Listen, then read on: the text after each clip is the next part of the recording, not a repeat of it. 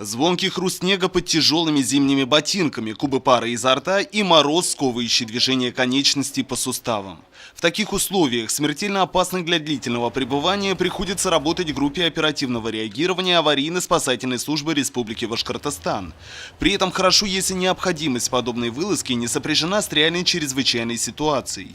Рабочие мероприятия, развернувшиеся сегодня в районе гаражного кооператива по улице Пархоменко, носили плановый учебный характер, однако в условиях максимально приближенных к реальным.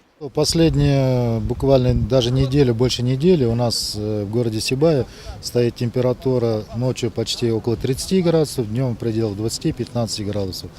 Поэтому для подготовки и для того, чтобы приобрести дополнительные навыки по развертыванию палатки ЧС, которые предназначены для временного размещения, будь это автострада, будь это разрушение здания или развертывание какого-то штаба, мы разворачиваем данную палатку ЧС. Палатка ЧС полностью приспособлена к низким температурам и шквальным порывам ветра. Каркасный тент оборудован тепловым обогревателем, питающимся от бензогенератора, модулями для отдыха и размещения пострадавших. В климатических условиях нашего региона необходимость усиленной подготовки к подобным экстренным условиям диктуется случаями из реальной практики. Непосредственно, если брать этот год, буквально неделю назад на трассе М5 наш центральный отряд города Уфы на границе с Челябинской областью разворачивал точно такой же пункт обогрева для водителей, которые находились заблокированы на автостраде М5.